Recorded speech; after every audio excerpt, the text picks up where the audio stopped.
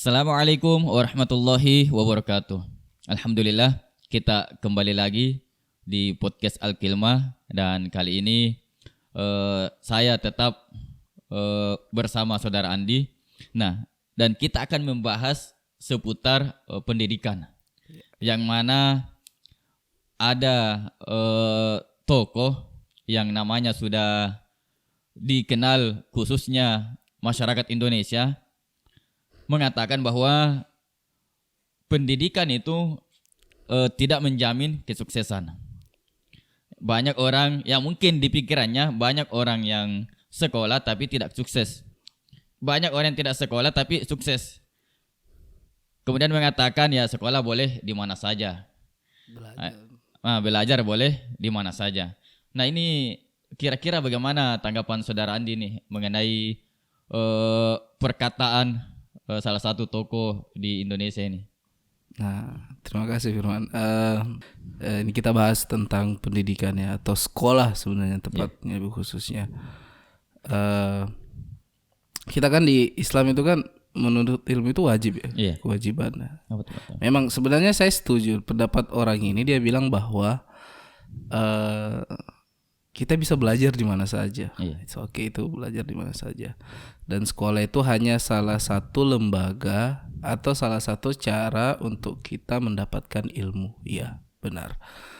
Tapi yang menjadi persoalan di sini adalah menurut saya pribadi adalah ketika kesuksesan belajar itu selalu dikaitkan dengan tujuan akhirnya adalah sukses secara materi. Uang lah, harta dan sebagainya. Sedangkan menurut saya pribadi kesuksesan tidak selalu berbau harta yang banyak. Harta butuh, kita butuh harta. Tapi apakah tujuan akhirnya adalah harta yang banyak? Kita belajar adalah tujuan akhirnya adalah harta yang banyak. Menurut saya pribadi ya tidak begitu. Kita cukup memiliki harta yang cukup, kita bisa makan, menghidupi, menyekolahkan anak-anak. Itu cukup, karena kalau kita hanya berpatokan pada kesuksesan itu adalah harta yang banyak, akan banyak hal yang akan kita lakukan itu demi harta saja. Banyak lah, maksudnya kita bisa mengorbankan segala hal mungkin, termasuk keikhlasan untuk belajar. Nah, betul itu, karena sedangkan kita di agama Islam sendiri ya kita belajar ya karena Allah Ta'ala begitu. Ya kalau enggak ya karena ilmu itu sendiri. Kita belajar ya karena ilmu itu sendiri. Nah, persoalannya sekarang banyak yang tokoh ini ada, atau banyak orang mungkin di luar sana yang bilang bahwa kita kan bisa belajar di sana di luar sekolah begitu. Apalagi di era sekarang kita bisa buka YouTube, Google, banyak orang yang memberikan ilmu pengetahuan dan sebagainya. Ya, akhirnya kita bisa yang membuat kita bisa sukses. Nah, yang saya kurang setuju bahwa ada hal yang mungkin tidak akan kita dapat ketika kita belajar di luar dan kita belajar di sekolah. Salah satunya itu kontrol apa yang kita pelajari. Kita belajar di luar kan kita tidak tahu ini apa yang kita mau pelajari. Karena kalau kita belajar di luar dengan asumsi pendapat tokoh ini yang mengatakan bahwa kita belajar di luar bisa membuat sukses. Nah, tujuan akhirnya kan sukses ini. Sukses harta lah. Akhirnya yang dia pelajari adalah segala sesuatu yang bisa menghasilkan yang mengarah ke sana. Uang, harta tuh. Nah, ujung-ujungnya kasus kayak Indra Kents. Korban-korban kayak Indra Kents, Doni Salmanan ini yang mengiming-imingi orang tentang uang. Ya akhirnya orang hanya akan belajar tentang itu saja. Bagaimana caranya dapat uang cepat, jadi kaya Indra cepat. Kents ini ya juga belajar. Belajar. Cuma yang dia pelajari karena memang tujuannya untuk sukses, semata-mata harta, jadi arahnya ke sana. Nah itu, sedangkan ketika kita sekolah, khususnya mungkin kita yang sekolah di keagamaan mungkin ya, kayak kita pesantren, kita kan sama-sama di pesantren cukup lama. Nah itu kan kita diajarkan ya kita sekolah ya untuk ilmu. Kita belajar ya untuk ilmu itu sendiri. Karena dengan ilmu kita kan bisa lebih bijaksana begitu. Nah kita di sekolah diajari banyak hal, misalnya bagaimana, apalagi di pesantren kita diajarkan akhlak, bagaimana berlaku kepada orang lain, berbuat baik kepada orang lain, tidak menindas orang lain dan sebagainya. Itu yang hanya didapatkan di duduk di bangku sekolah. Bisa dibilang tidak hanya sih, misalnya di luar kita bisa dapat dengan cuman yang betul-betul bisa mendidik kita dari kecil kan sekolah seperti itu, karena kita diajarkan tetap dari ada kecil. Perbedaan. Tetap akan ada perbedaan karena yang ketika kita di sekolah betul-betul akan ditekan atau dituntun betul-betul untuk melakukan kebaikan, tidak menindas orang lain. Bayangkan orang ketika tidak sekolah tapi cari ilmu di luar dengan tujuan harta, nah kan kita kan lebih senang menindas orang lain begitu. Demi harta begitu, menipu. Nah sama yang lagi viral sekarang itu, kamu menipu orang lain akan dihalalkan karena yang penting saya bisa dapat uang banyak, padahal itu kejahatan.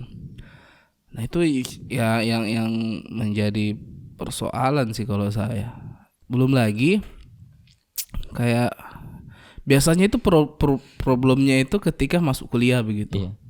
Banyak orang yang bilang nggak usah kuliah karena ya banyak yang toko-toko besar yang drop out dari kuliah, dari kampus, sukses begitu.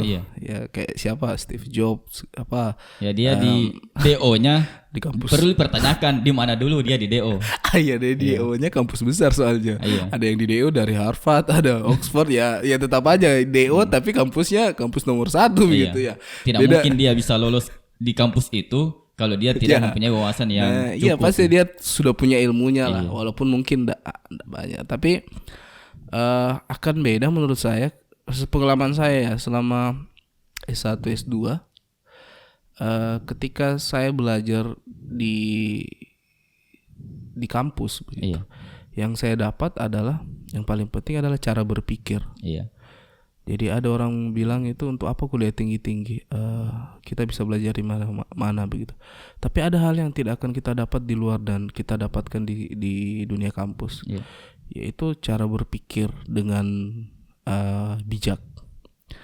Maksudnya kita kuliah kan meneliti, kita diajar meneliti, kita melakukan, kampus itu kan dunia penelitian, melihat segala sesuatunya secara objektif. Kita dilatih untuk melihat segala sesuatunya itu tidak cepat mengambil kesimpulan. Pokoknya betul-betul kita harus lihat sesuatunya itu dengan berbagai perspektif. Nah ini yang akan sulit kita dapatkan di luar. Ya mungkin kita dapat, tapi itu dengan cara mungkin yang agak betul-betul perlu perlu usaha ekstra untuk bisa dapat ilmu yang seperti itu di luar kampus begitu, di luar pendidikan. Sedangkan ya mungkin cara terbaik untuk mendapatkan pemikiran yang bijak seperti itu ya dengan sekolah begitu. Kampus salah satunya yang mengajarkan banyak hal untuk itu. Kita diajarkan penelitian. Ya walaupun apakah banyak orang yang berpendidikan bermasalah, misalnya korupsi dan sebagainya. Nah itu masalah pribadinya begitu, masalah orangnya, bukan masalah apakah pendidikannya gagal atau enggak. Setidaknya pendidikannya itu sudah berusaha, lembaganya itu sudah berusaha memberikan sesuatu yang sangat berharga itu tentang berpikir dengan baik itu. Itu yang saya dapatkan. Itu juga saya kutip juga dari Cinta Laura kalau tidak salah, dia pernah bilang begitu, ngapain kuliah tinggi-tinggi. Terus dia jawab, apalah yang tidak akan kau dapat ketika kamu kuliah dan tidak adalah cara berpikir yang baik. Kenapa masyarakat kita gampang sekali menyalahkan orang lain, gampang sekali mengata-ngatai orang lain, menghina orang lain, gampang mengambil kesimpulan akan suatu hal tanpa menyaring informasi dulu, tanpa membandingkan informasi, klarifikasi dan sebagainya. Itu salah satunya karena tidak ada keterbiasaan untuk melakukan hal itu. Sedangkan ketika kita di kampus itu harus kita lakukan kan. Ini salah satu perbedaannya. Iya, nulis skripsi kayak pernah pasti dilalui. Kita nulis referensi. Itu harus betul-betul referensinya bisa dipastikan, bisa dilacak begitu. Benar tidak ini orang ini datanya seperti ini. Kalau salah sedikit saja, skripsi kita langsung gagal begitu, langsung tidak luluskan kan, disuruh bikin skripsi ulang lagi. Itu pun benar Tapi kalau sama dengan penelitian orang lain tetap tidak diterima. Karena dianggap plagiat begitu. Artinya kebiasaan akademik seperti ini ketika kita aplikasikan ke masyarakat itu sangat berguna begitu. Kita tidak akan termakan hoax, tidak akan termakan provokasi, tidak akan termakan dengan hal-hal yang sifatnya buruk lah, negatif lah. Mungkin kita bisa akan lebih bijak. Nah, itu yang mungkin yang saya dapatkan ketika saya bersekolah dan tidak dan dibandingkan kalau saya tidak sekolah mungkin, atau dibandingkan teman-teman yang ada beberapa teman yang saya rasa di era teknologi ini, di era informasi ini, mungkin semangat belajarnya muncul belakangan ini. Tapi dia baca dari media sosial saja. Nah, ketika dia baru baca sedikit, dia langsung sampaikan ke banyak orang bahwa begini dan begitulah. Pokoknya langsung menyalahkan orang lain dengan modal bacaan sedikit. Padahal kan di dunia akademik yang kita pelajari di sekolah, kita baru bisa, kalau kita bicara sedikit, kalau bisa bacaan kita itu misalnya 10 buku baru kita bisa bicara sedikit begitu. Artinya ada tradisi akademik yang tidak akan kita dapatkan atau sangat sulit kita dapatkan ketika kita tidak sekolah. Nah, termasuk yang referensi buku itu. Nah, kadang kalau kita kuliah ada referensi buku yang ditunjukkan oleh guru-guru kita atau dosen-dosen kita. Nah, kalau yang belajar di luar misalnya mungkin bisa dapat referensi. Tapi referensinya ini bisa saja dia tidak tahu. Bagaimana pengarang. Dia kan tidak akan tahu menentukan bahwa apa referensinya ini otentik, benar, atau bisa dipertanggungjawabkan tidak datanya. Misalnya kan buku lah. Buku. Jangankan internet atau artikel di internet ya. Buku saja itu banyak buku-buku yang sebenarnya kita tidak bisa pastikan itu data-data yang disampaikan itu benar. Apalagi tulisan-tulisan atau status-status dari toko-toko yang ada di internet begitu. Itu kalau di dunia akademik kita bisa belajar itu semua, maksudnya karena ada namanya tradisi atau atmosfer yang memaksa kita untuk melihat segala sesuatunya itu harus di cross check dulu, diklarifikasi dulu, betul-betul dilihat baik-baik datanya, baru kita bicara begitu, baru kita berkesimpulan. Nah, ini kan kalau kita tidak sekolah akan sulit sekali. Nah, terutama yang ini juga nih Saudara Andi, yang masalah yang hijrah ini. Banyak orang hijrah, tapi dia langsung mengalahkan orang yang belajar dari strata pendidikan secara teratur dengan dia membaca modal media sosial. Betul banyak sekali. Nah, ini ada beberapa teman juga yang seperti itu. Tiba-tiba gayanya bisa mengalahkan ulama atau begitu ya. Cuma pengetahuannya karena modal baca di media sosial, ini juga bahaya ketika mempengaruhi yang lain. Nah, ya itu. Jadi tidak tahu kenapa ya, itu karena dia menganggap mungkin termakan juga dengan motivasi-motivasi seperti itu, bahwa kita bisa belajar di mana saja. Ya iya benar, kita bisa belajar di mana saja, tapi kita juga pernah bilang bahwa orang yang belajar tapi tanpa guru itu, maka gurunya setan. Nah, itu sering kita dengarkan yang seperti itu di pengajian. Ini sering diingatkan sama guru-guru kita. Sama kayak begitu. Maksud saya, kalau saya percayanya guru itu tidak boleh juga gurunya juga harus benar begitu. Bisa saja merasa ada punya guru. Ini kan yang mungkin hijrah ini. Ya mungkin mereka juga merasa punya guru begitu. Cuman kan kita bisa pastikan gurunya benar tidak, maksudnya karena kita punya akal juga kan, untuk menilai itu sebenarnya kita bisa begitu. Nah, menurut saya salah satu daripada kita bisa terjebak dalam guru yang tidak kita inginkan atau guru yang justru menjerumuskan ke hal yang kurang baik, yang penting kita cari sekolah yang betul-betul terjamin mutunya begitu. Guru-gurunya memang kita mengajarkan kita kebijakan, bukan mengajarkan kita menyalahkan satu sama lain dan menganggap paling benar sendiri. Itu bahaya menurut saya. Nah, itu bahaya karena ulama-ulama kita dulu kan mengambil satu kesimpulan hukum saja itu yang dibaca kitab itu banyak sekali gitu. Puluhan ya. Kayak mungkin kalau saya mau tanya, kalau mereka ini yang sering berfatwa haram-haram ini, coba sekali-sekali kalian ikut Bahsul Masailnya NU. Itu bahasa tuh persoalan, itu kitab dibaca banyak sekali itu. Bahsul Masail, hukumnya ini. Sedangkan ada orang di luar sana, ada satu problem, ambil satu hadis atau ayat saja yang mungkin dia ambil maknanya itu dari terjemahan Quran saja, bukan betul-betul paham sama bahasa Qurannya atau bahasa Arab. Ini juga bahaya. Nah itu seperti ini. Langsung mengambil kesimpulan bahwa fatwanya haram.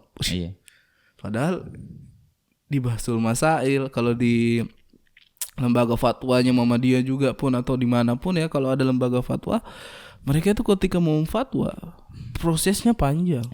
Ada ijtima para ulama. Ada ijtihadnya itu bagaimana hasilnya nanti dan sebagainya. Nah ini yang agak sulit ketika kita tidak dapatkan dari namanya dunia pendidikan gitu. Kalau kita andalkan sosial media atau ilmu di luar lembaga pendidikan, sekolah, maksudnya khususnya kita yang di pesantren, ini diremehkan atau dianggap tidak penting, atau ilmu kita ini kayak dianggap salah sama orang yang hanya belajar di media sosial yang mungkin sumbernya tidak jelas. Nah itu kan ya miris lah menurut saya. Ini yang ditakutkan oleh guru-guru kita ketika belajar yang sumbernya tidak jelas. Iya, itu yang sebenarnya yang kita yang khawatir. Karena kembali ke masalah tadi, influencer tadi, tokoh tadi yang mengatakan sekolah itu tidak penting. Nah ini kembali ke mindset lagi. Kita tujuan akhirnya apa sih sebenarnya? Ya kalau saya tanya Saudara Andi, ini kan Saudara Andi sekolahnya di pesantren, setelah di pesantren lulus jurusan tafsir ya di UIN Sunan Kalijaga di Jogja. Nah setelah lulus S1 langsung lanjut di S2-nya dengan kampus yang sama. Nah ini tujuan Andi nih kuliah tinggi-tinggi sampai selesai S2. Ya mungkin bisa saja lanjut S3 dan seterusnya. Amin. Tapi ya saya coba jelaskan sedikit. Mungkin jawaban saya ini akan sedikit terdengar idealis atau klise atau bagaimana ya, berbeda atau dengan yang lain. Ya karena kalau kita tanya orang di luar, kita sekolah untuk apa sih? Pasti ujung-ujungnya itu ya untuk bisa kerja, untuk bisa sukses. Nah apa yang disampaikan tokoh ini sebenarnya yang kita bahas ini sebenarnya tidak salah. Itu adalah pandangan umum dari semua orang yang mengatakan bahwa kita hidup kan ya maunya sukses begitu. Dan sukses selalu identik dengan kekayaan, harta misalnya. Ya selalu seperti itu. Nah, sedangkan saya juga percaya saya ingin sekolah tinggi-tinggi untuk sukses. Tapi pengen mungkin juga kaya sebenarnya. Tapi mungkin di sini kalau saya Firman, penafsiran saya terhadap sukses yang agak berbeda dengan masyarakat umumnya. Masyarakat umum itu selalu berbicara sukses ya harta begitu. Sedangkan saya ya termasuk harta, tapi bukan harta yang banyak, harta yang mencukupi hidup saya dan saya bisa berbuat baik dan bermanfaat untuk orang lain. Itu yang paling penting saya. Dengan saya sekolah tinggi seperti ini, saya berharap ilmu saya atau apa yang saya dapatkan saya bisa tidak berbuat zalim kepada orang lain. Karena saya dapat ilmu banyak, saya sudah tahu saya diajarkan untuk melihat sesuatunya dengan bijak, melihat segala sesuatunya itu tidak terburu-buru, tetapi bijaksana, tidak menyalahkan satu sama lain. Yang intinya tidak menzalimi orang lain. Kemudian bermanfaat bagi orang lain. Itu sebenarnya yang saya Jadi ingin. suksesnya Andi ini ketika ilmunya bisa ditransfer ke orang lain, bermanfaat untuk orang lain, tidak menyakiti orang lain, tidak menzalimi orang lain demi harta. Nah, ini hanya ada yang seperti itu, sekolah tinggi-tinggi demi kepentingan tertentu. Jadi kan ada, kalau kita itu yang saya bilang, kalau mindsetnya hanya harta Firman, hanya uang, ya kita tidak akan segan untuk menjatuhkan orang lain supaya kita dapat harta. Sama misalnya orang-orang yang membabat hutan, membakar hutan, merusak alam demi bangun perusahaan mungkin.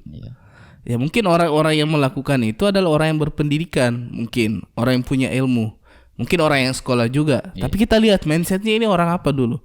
Sukses untuk apa dulu? Apakah kalau dia keinginannya hanya untuk harta, ya jatuhnya seperti itu. Dia akan merusak alam demi harta. Nah, kalau menurut saya, ketika saya tahu ilmunya, sekolah tinggi-tinggi, karena kita bisa bijak melihatnya seperti itu, ya kita akan mikir berkali-kali untuk merusak sesuatu hanya demi uang begitu. Karena menurut saya yang paling penting adalah berbuat baik. Kalau berbuat kita niatnya sudah berbuat baik, insya Allah kehidupan itu kita akan tercukupi lah. Kita akan dijamin sama Tuhan menurut saya. Kalau di pesantren itu diajarkan untuk mencukupi rezeki hanya dengan bersyukur.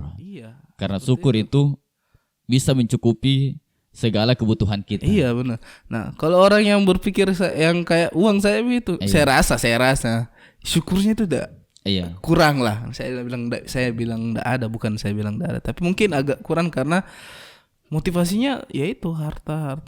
Jadi saya tidak kaget sebenarnya dengan fenomena Indra Kents dan Doni Salmanan yang akhirnya ditangkap karena perkara penipuan ini katanya, trading bodong. Dan tapi itu kan karena diiming-imingi. Orang-orang yang ikut dan tertipu dalam bisnis itu kan karena punya keinginan sukses kan, pengen kaya dan ya akhirnya ya sudah, karena dia tidak bijak, tidak melihat ini, tidak ada kehati-hatian.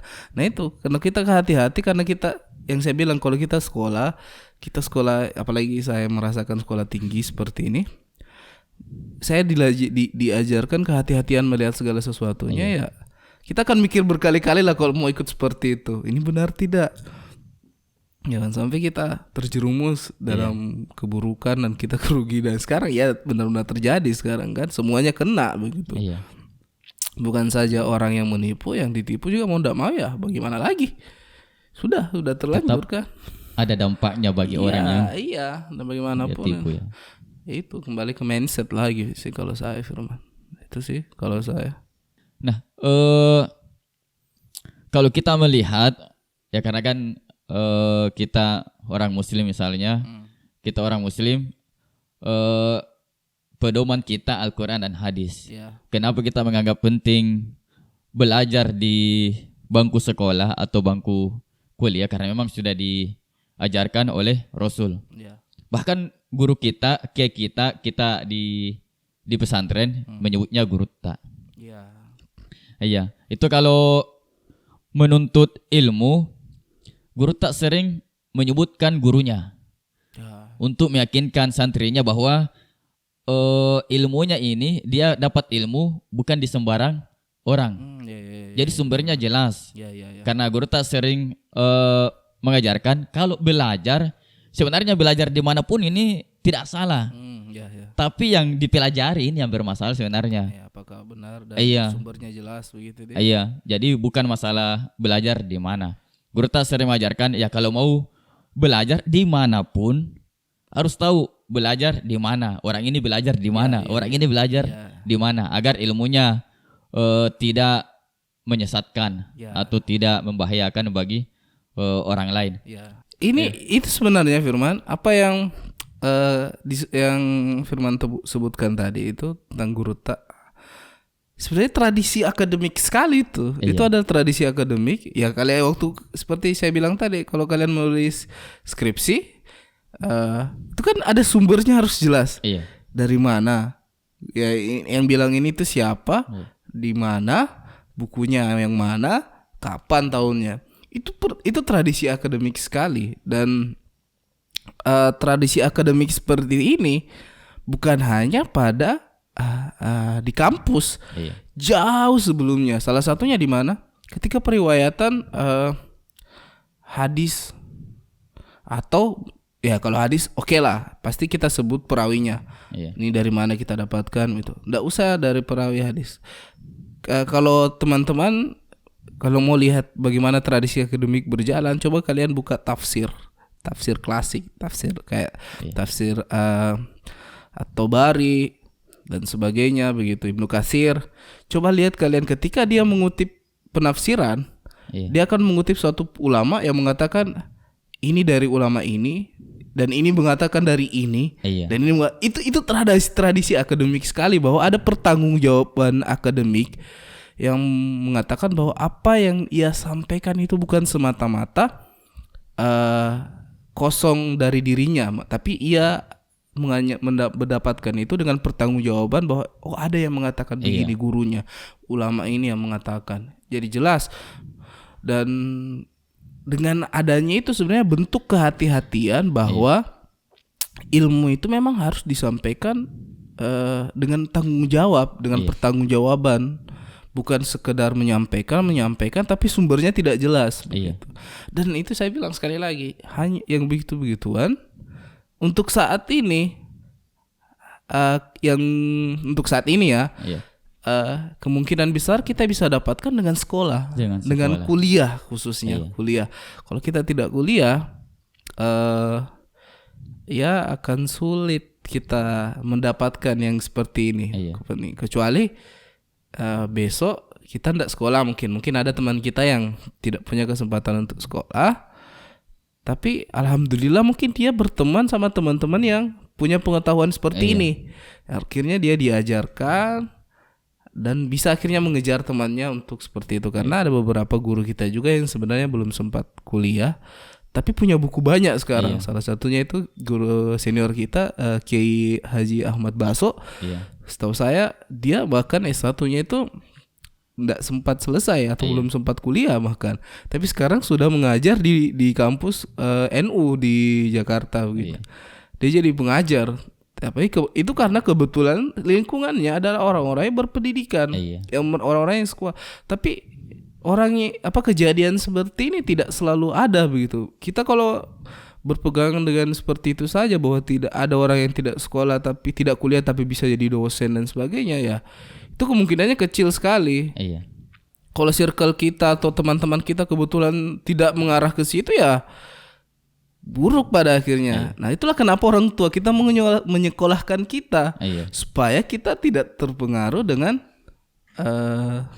orang-orang yang bisa membawa kita ke hal buruk. Itu kan berkaitan juga dengan bagaimana kita bagaimana kita bisa jadi baik. Ya bergaul dengan orang-orang. Ya tombo hati gitu. Bergaul dengan orang-orang soleh gitu. Kalau saya begitu sih. Sebenarnya yang seperti ini sudah digambarkan oleh Rasul. Rasul mengatakan kalau mau belajar hanya duniawi semata. Rasulullah bersabda, alimin bi amri dunia, jahilin bi amril akhirah. Ini bahaya. Kalau masalah dunia pintar kalau masalah dunia. Tapi kalau masalah akhirat dia jahil, bodoh. Ini bahaya. Makanya penting untuk belajar di bangku sekolah, untuk mempelajari bukan hanya pelajaran umum saja. Dunia saja. Ya, benar. Ada juga pelajaran yang berbau agama. Jangankan berbau agama, Rasul mengajarkan, Rasul tidak melarang kita pintar ekonomi, ya silahkan. Rasul tidak melarang kita ahli matematika, ahli kedokteran dan sebagainya. Tapi Rasul juga pernah bersabda, thalabul ilmi faridatun ala kulli muslim. Menuntut ilmu agama, belajar ilmu khususnya ilmu agama wajib bagi setiap muslim. Nah, muslim laki-laki dan perempuan. Jadi ya kalau mau jadi ahli ekonomi ya silahkan. Tapi kata Rasul jangan lupa tetap belajar ilmu agama. Karena ini yang penting. Artinya itu kan agama itu menurut saya di sini adalah simbol kita berbuat baik. Akhlak kalau saya itu. Agama saya selalu itu simbolkan adalah karena bagi saya itu agama kita itu betul-betul mengajarkan akhlak dengan sempurna. Mengajarkan kita berbuat baik sama orang, tidak menyakiti orang lain. Karena kalau kita hanya belajar perkara dunia saja, kita mungkin tidak akan segan-segan menyakiti orang lain demi kepentingan dunia tadi gitu. Kembali lagi ke situ saya bilang firman. Jadi kalau bilang misalnya Rasul kita mengajarkan supaya kita belajar agama dengan benar, ya ini bentuk keseimbangan begitu. balancing begitu. Kita belajar ilmu dunia jalan untuk kehidupan kita sehari-harinya. Karena memang kita hidup di dunia karena kita butuh perut lah, mengisi perut, dunia untuk urusan perut, agama urusan rohani. Nah, itu untuk kita berbuat baik sama orang, supaya kita mengisi perutnya tidak dengan cara yang buruk. Kita mengisi perutnya dengan cara yang baik begitu. Baik. Pada akhirnya itu. Jadi kalau ada yang bilang sekolah tidak penting, saya tidak setuju sekali. Tapi kalau kita bisa belajar di mana saja, saya setuju. Tapi dengan catatan, betul-betul kita punya jaminan bahwa kita mempelajari sesuatunya itu di jalan yang tepat begitu. Masalahnya di jalan yang tepat ketika di luar sekolah itu tidak ada yang menjamin. Maka daripada kita kayak masuk hutan rimba, mending cari yang pasti-pasti dengan bersekolah. Kan yang namanya belajar ada gurunya. Dan saya yakin sih ini, siapapun, walaupun teman-teman yang sudah di DO saat ini mendengar ini, apa yang kalian pernah pelajari di kampus, di tempat sekolah kalian, di sekolah kalian, tetap ada manfaatnya. Saya berani jamin itu. Siapa yang bilang tidak ada? Pasti ada. Sedikit pun pasti ada. Apapun. Jadi ya kembali lagi, kalau bilang sekolah itu tidak penting, kalau tujuannya adalah harta, ya oke, silahkan. Kalau keyakinan kalian memang butuh harta adalah segala-galanya, silahkan pegang motivasi itu. Tapi bagi kami atau bagi saya di sini, harta bukan satu-satunya kesuksesan. Itu kalau saya Firman. Ya kalau saya pernah ditanya sama dosen pada waktu kita kuliah di Jogja, S1 di Jogja. Motivasi pertama itu kata dosen, ya lulus tepat waktu dengan nilai yang tinggi. Ya karena kita juga ada persyaratan untuk lulus kan. Hafal 10 juz dan 100 hadis. Nah katanya kalau mau sukses dari segi perkuliahan, lulus tepat waktu, hafal 10 juz tepat waktu, hafal 100 hadis tepat waktu. Nah pada waktu itu karena mungkin ada pengaruh-pengaruh bisnis di sana, karena kebetulan di sana juga kemarin berbisnis. Ya oke lah, hafalan selesai, 100 hadis selesai. Cuma kuliahnya ya lewat dari 4 tahun, walaupun lewatnya tidak seberapa. Kemudian dapat lagi motivasi dari dosen. Kata dosen tersebut, sukses bukan hanya kuliah selesai tepat waktu. Tapi sukses ketika engkau berhasil menyelesaikan S1-mu. Artinya sukses itu ketika kau berhasil menyelesaikan apa yang kau mulai. Nah itu intinya sebenarnya. Dari situ sebenarnya, dari pengalamanmu Firman, saya bisa ambil satu hal. Kau berbisnis kan di sana. Saya dapat uang begitu. Seandainya mungkin mindsetmu hanya uang, bisa saja kau tinggalkan kuliahmu kan, demi kerjaan waktu itu. Dan yang saya kira ya, kebetulan saya tahu betul Firman bagaimana penghasilannya waktu itu, yang menurut saya itu cukup sekali untuk hidup. Ya memang bahkan bisa dibilang melebihi lah sedikit untuk bahkan kalah lah pegawai-pegawai lah untuk kalau mau dihitung-hitung penghasilannya kan Firman.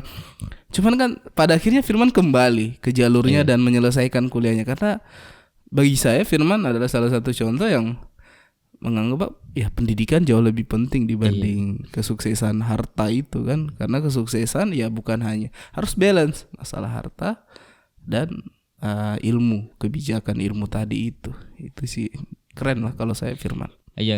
Saya kemarin kenapa kembali untuk menyelesaikan S1 kemudian kembali ke pesantren, karena saya rasa untuk mengukur, saya pribadi mengukur kesuksesan saya bukan hanya harta. Kalau hanya mengukur karena harta, mungkin saya tidak akan sukses. Kalau masalah harta, sekarang ini saya sudah sukses kalau masalah harta. Kenapa? Karena saya masih hidup. Ya mungkin kita sering diajarkan, selama kamu masih hidup, ya masih ada rezekimu, masih ada hartamu. Berarti saya punya harta sebenarnya, karena saya masih hidup. Makanya saya kembali ke menyelesaikan S1 karena saya rasa harta saya yang paling penting ya menyelesaikan ini. Kesuksesan saya yang paling penting menyelesaikan ini. Ya mudah-mudahan S2 juga Ya. Jadi teman-teman sebentar lagi Firman akan menyusun tesis. Insya Allah selesai juga S2-nya.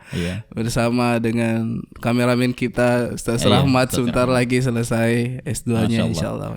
Amin. Ya bisalah. Ya itulah pentingnya pendidikan ya Firman ya.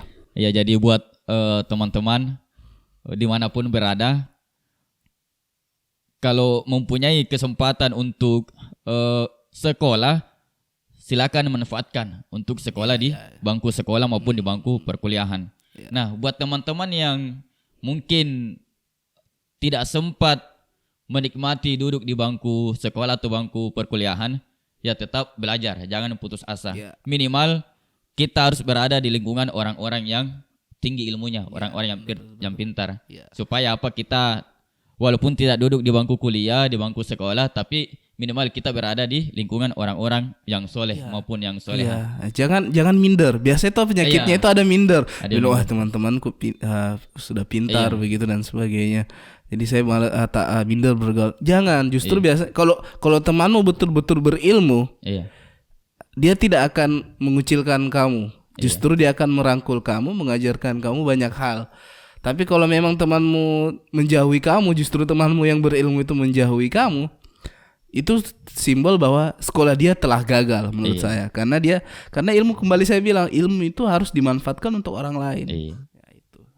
Nah, dan buat yang merasa menyelesaikan S1 S2-nya, ya tetap bagi ilmunya kepada orang-orang yang tidak mempunyai gelar sama sekali.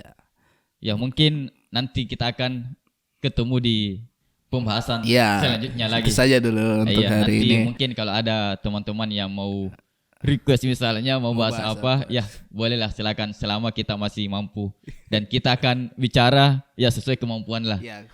Kita sering diajarkan kalau bukan bidangmu, kalau tidak tahu ilmunya ya tidak usah berbicara.